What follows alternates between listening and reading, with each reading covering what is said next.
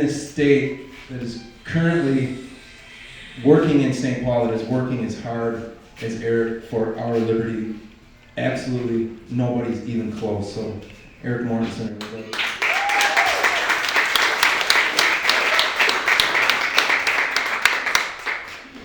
Wow, well, I'm not the articulate one, so don't get your hopes too high. And that is not what everybody else in the Capitol says, Mark. They all say I'm irrelevant. But at the same time, they say that I need to stop doing what I'm doing, so I don't think they get it both ways. And I've echoed a lot of stuff that Neil said, because as I look out, and I've met a lot of candidates over the last, 16 months, since getting elected, I've had literally dozens of people reach out to me and say they want to run for office. They want to come to the Capitol, they want to join, and fight just as hard as I have been. And that's an honor. I mean, that is what I'm most proud of, quite honestly. And so I've met with a lot of these guys and gals. And there is, I'm telling you, I've met a lot of these people. I know the people that are already in there, and most of them are pretty worthless, to be perfectly honest. Nobody's more important than Mark Bishofsky. That is the guy that I certainly need at the Capitol. It's the guy that you guys need at the Capitol, because as Neil was saying, we can make so much progress in this next, and come January, when we get called back to session. If we do the hard work now for the next 5 months. If we don't do the hard work, and we let the establishment put in these people that they're throwing against endorsed candidates all across the state, then we don't get the strong Republicans in the House that we need. So I can talk about a legislative update. I don't know. Here's the update. You're getting screwed, okay? Here's the update. People are spending their surplus money. I would rather spend the time talking about what do we do about it.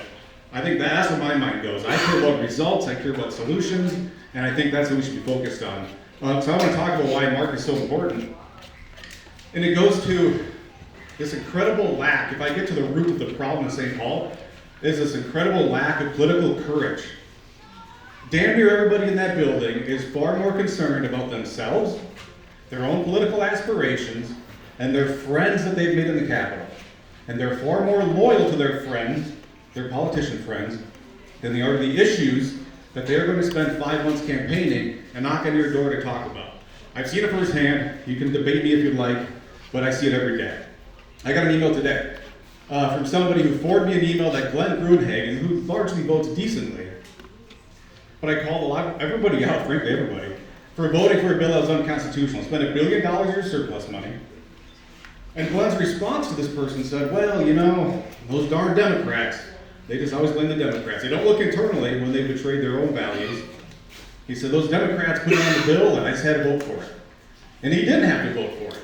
Only 2 of us in the whole state legislature voted against this bill, that they had the UI money to prevent every business from paying more unemployment insurance, which is a great bill. Everybody should have voted for it, because the Democrats slapped a $1 billion amendment that went on with a voice vote. So we don't even know who voted for it.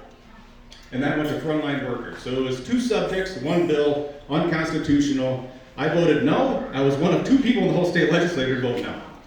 But that's what we need. People willing to put principle first above the politics. Because the politics behind that vote looks horrible. And they're going to beat me up for that. But I took the principled route. And the people who are tired of these unconstitutional multi-subject bills, like probably everybody here, the way we stop it is we stop voting for these things. But we can't keep complaining about it, especially the folks in the legislature, if they're going to keep voting for them. So, back to why Mark is so important. This lack of courage. And when I first met Mark, I remember he called me up, not this is the first phone call, but he said, hey, he's doing a rally at the Capitol, and what can he do to help make a difference?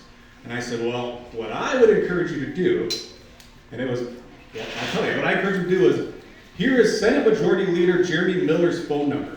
It's his home phone number. He lives with his parents.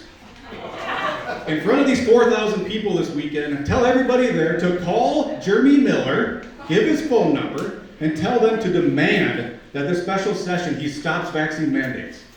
And he was like, okay, I'll do that. And in the inside, Mark, I never told you this, I was like, yeah, right, you will. Because that is hard. That takes guts. And so I went to that rally, and I was interviewing people, a lot of healthcare workers. But then I heard him leading up to it, so I turned around, and I got a video. And I was so proud of you that you did that. I know you got immediate backlash. But he stuck to his guns. And I'm telling you, that might sound simple to give a phone number on a microphone to thousands of people. But when you do something like that, it shows the establishment that you don't care about relationships. You care about the results, and you're demanding the results. And that will sever any type of relationship with the Capitol. I think that's what we need. People who put relationships with politicians way, way back then. So a willingness to do stuff like that, to force votes in the House floor, which I think was Neil's talking about. Anytime somebody tells you, well, the Democrats control the House, so we can't do that. It's not true. We can force a vote on anything we want any given day. Now in the House, we need 15 people to raise their hand to get a roll call vote. But we can force votes on anything we want. So I forced a handful of votes on issues, the Never Again bill, stopping vaccine mandates, equal shared parenting, and then we need people in the Senate. So what gives me so much hope, and I'm seriously, I'm like beaming with hope for January, because if we get someone like Scott Jensen in, and he wasn't my first choice or my second, probably even my third choice for governor, but the process is over, so that's what we have. We get him in, you know we have the House, you know we have the Senate. And that's where my mission, I haven't really told you this, and I think you're on board with this, my mission is to make Scott Jensen the best governor the state's ever had. And he's not going to let the process necessarily. But the goal is force the votes on the floor, drag the rest of the Republicans who don't want to cast these votes to vote the right way, get somebody in the House, in the Senate, so we have a handful of good candidates there. They force the votes in the Senate. We deliver the bills on Scott Jensen's desk, and then all the political pressure from everybody in here comes down on that one person to deliver on what he promised. So I'm willing to do it in the House. I know Mark's willing to do it in the House, and that is not an easy thing. So we need Mark in the State House. Please do what you can to get him there. Thank you.